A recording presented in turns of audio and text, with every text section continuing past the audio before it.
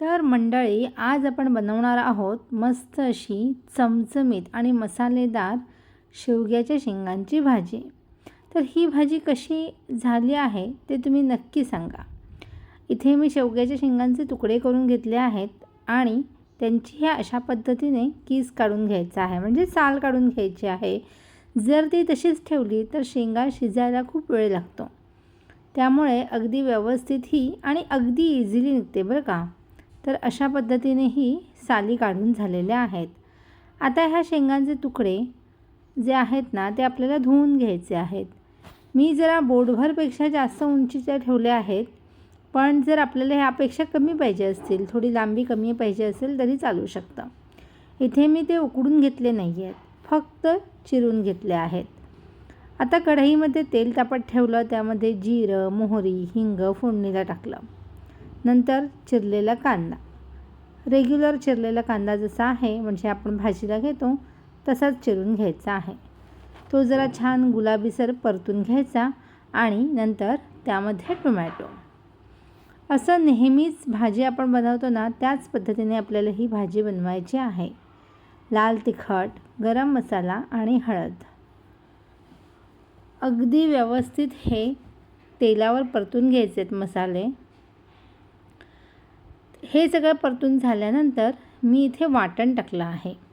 आता हे वाटण आहे कांदा भाजलेला, खोबरं भाजलेलं, थोडी लसूण, आलं अशा पद्धतीने वाटण करून घेतलेलं आहे.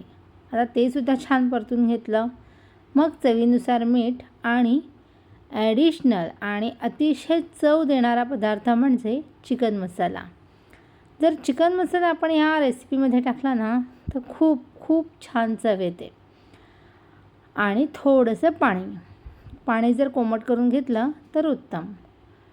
अशा पद्धतीने हा मसाला तयार करून झालेला आहे. आणि शेंगा मी मसाल्यामध्येच मीठ अगोदर का बरं टाकलं, कारण की नंतर शेंगा शिजताना मीठ टाकून हलवल्या की त्या तुटण्याची शक्यता असते. आणि मसाल्यामध्येच टाकला ना की शेंगांमध्ये छान मीठ मुरलं जातं आणि सगळे मसाले म्हणजे जो तिखटपणा असेल, जो काही चव आहे मसाल्याची ती खूप छान जाते.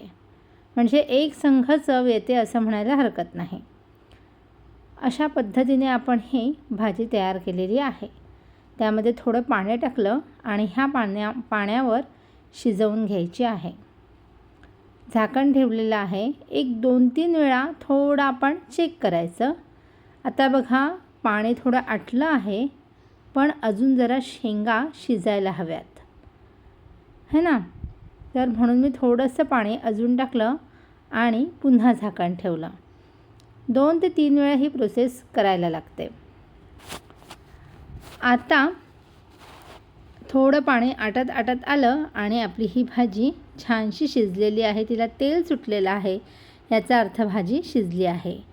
ही रेसिपी तुम्हाला कशी वाटली हे कमेंटमध्ये नक्की सांगा. आवडली असेल तर लाईक करा, शेअर करा, चॅनलला व्हिजिट द्या आणि सबस्क्राईब करा.